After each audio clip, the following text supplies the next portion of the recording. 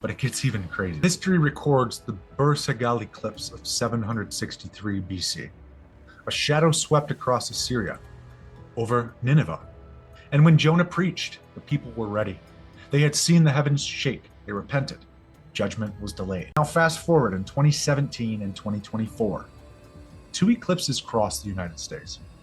Shadows carved an X onto the nation. Their crossing point, southern Illinois, a region called Little Egypt. Egypt, the archetype of bondage, plagues, and false gods. And the shadow of two suns crowned Little Egypt with darkness. That was not coincidence. Signs in the heavens. Mapped the paths and they formed the Hebrew letters Aleph and Tav, the first and last, the beginning and the end. I am the Alpha and the Omega, the first and the last, the beginning and the end.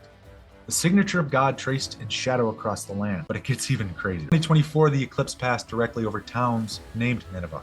Not one, not two, 11. Indiana, Missouri, Ohio, Pennsylvania, Texas, Virginia, New York, Kentucky, Arkansas, Mississippi.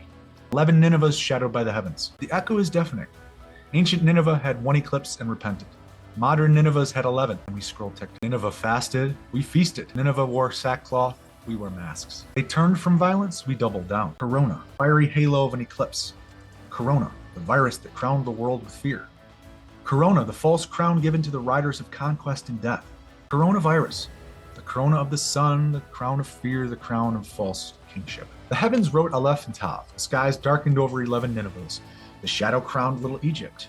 The signs were given, written in fire across the heavens. Luke chapter 1, verse 25 says, "There will be signs in the sun and moon and stars, and on the earth, distress of nations with perplexity." The question is not whether the signs appeared. They did.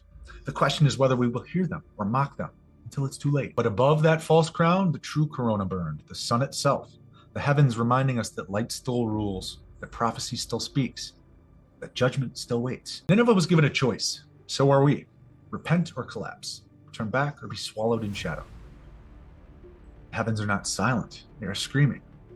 And if the last reset was theirs, the next reset must be ours.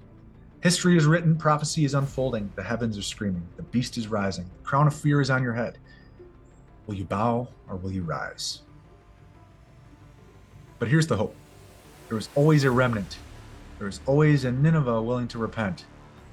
Always people who hear the warning and turn back. Rend your hearts and not your garments. Return to the Lord your God, for he is gracious and merciful, slow to anger, and abounding in steadfast love. Judgment can be delayed, darkness can be broken, but only if the people choose it.